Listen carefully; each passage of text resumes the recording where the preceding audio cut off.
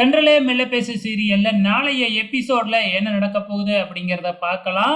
இப்ப நம்ம பரமனும் பார்த்தீங்கன்னா, நாடகம் ஆட ஆரம்பிக்கிறாப்புல. கலா அம்மா ஏதோ நாடகம் ஆடுது அப்படிங்கிறத கண்டுபிடிச்சிட்டாப்புல இல்லையா?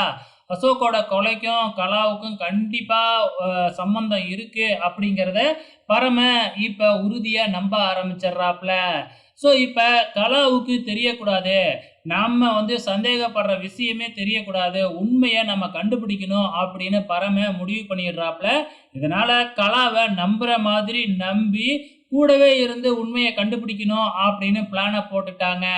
இப்ப கலாவும் ஆஸ்பத்திரியில இருந்து டிஸ்சார்ஜ் ஆகப்போது. ஆனா நான் வீட்டுக்கு வர்றதுக்கு முன்னாடி அந்த இளமதி நம்ம வீட்ல இருக்கக்கூடாது அப்படின்னு பரமன்கிட்ட சொல்லிடுச்சு இல்லையா? அதுக்காக கலா சொல்றத இப்ப சொல்றத கேட்டு தான் ஆகணும். கேட்கலன்னா நம்ம மேல சந்தேகம் வரும் அப்படின்னு சொல்லிட்டு, நம்ம நேரா வீட்டுக்கு போயி இளமதி கிட்ட சண்டை போடுற மாதிரி நடிக்கிறாப்புல. அது மட்டும் இல்ல, வீட்ட விட்டு வெளியில அனுப்ப போறாப்புல. இதுக்கப்புறம் எங்க போவாங்க நம்ம இளமதி? அதான் இப்ப அம்மா, அப்பாவோட சமாதானம் ஆயிட்டாங்க இல்லையா?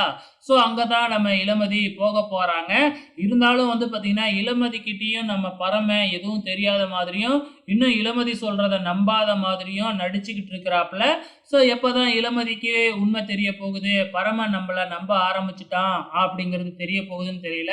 அதே நேரத்துல அப்கமிங் ப்ரோமோவுல பரமனும் இளமதியும் நம்ம இளமதியோட அப்பா அம்மா வீட்ல விருந்து சாப்பிடுற மாதிரி ப்ரோமோ வந்திருக்கிறதுனால பார்த்தீங்கன்னா, கண்டிப்பா நம்ம சொன்னத நம்பிட்டாப்ல அப்படிங்கிறத இளமதிக்கு தெரியும் வரும்னு நினைக்கிறேன். வெயிட் பண்ணி பார்க்கலாம்.